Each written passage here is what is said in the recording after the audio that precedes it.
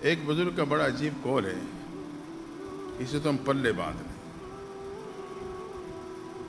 کہتے ہیں کہ عجباً لضعیف،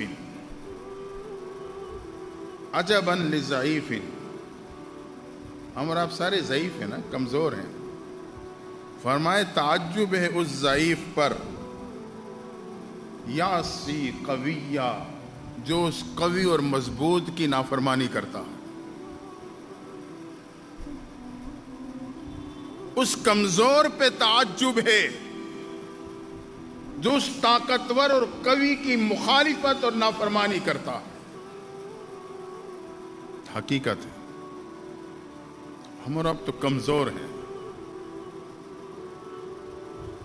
کمزوری کا اظہار کریں گے، اپنے آپ کو کمزور سمجھیں گے، اللہ تعالیٰ پھر خاص رحمتوں کا معاملہ فرمائے گا۔ یہ جو کہتے ہیں نا قبر کو پختہ نہ کیا کر، اس کی ایک وجہ پتہ ہے کیا ہے؟ ویسے تو شریعت کا حکم ہے، اس کی ایک علت یہ ہے قبر کچی ہے، ہوا ادھر سے آتی ہے اس کی مٹی کو اڑا کے چلی جاتی، ادھر سے آتی ہے مٹی کو اڑا کے ادھر لے جاتی۔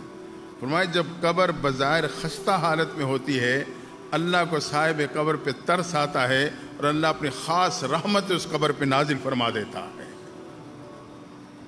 کہ دیکھو میرا بندہ کتنی ضعف میں ہے، کتنی لاچاری کی حالت میں پڑا ہے، ہوا اس کی قبر کی مٹی تو اڑاتی پھر رہی ہے لیکن یہ بالکل بیچارہ لاچار، اللہ کو اس پہ ترس آتا ہے، اللہ خاص رحمتیں اتار دیتا ہے۔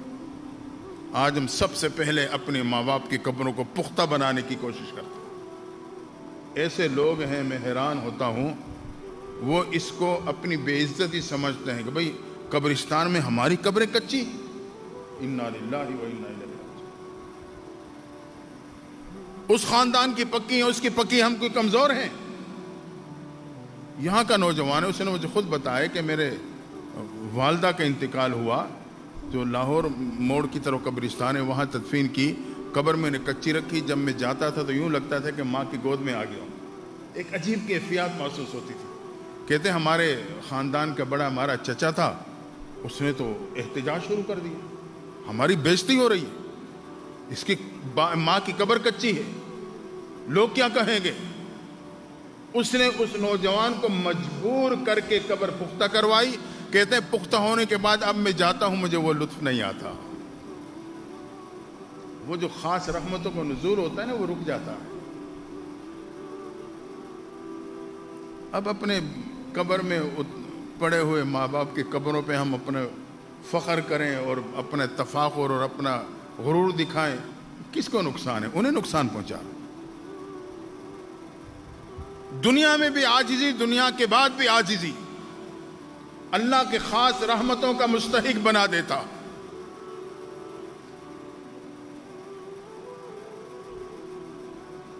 اس لیے ہم رونے والے بنے۔ کسی نے بہت خوب کہا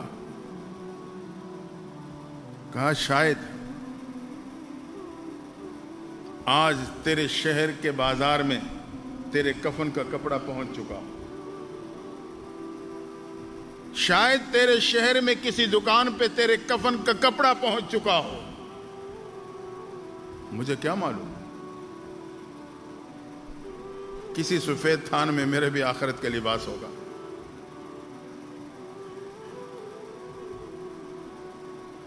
اس لیے ہم اپنی موت اور قبر کو یاد رکھیں،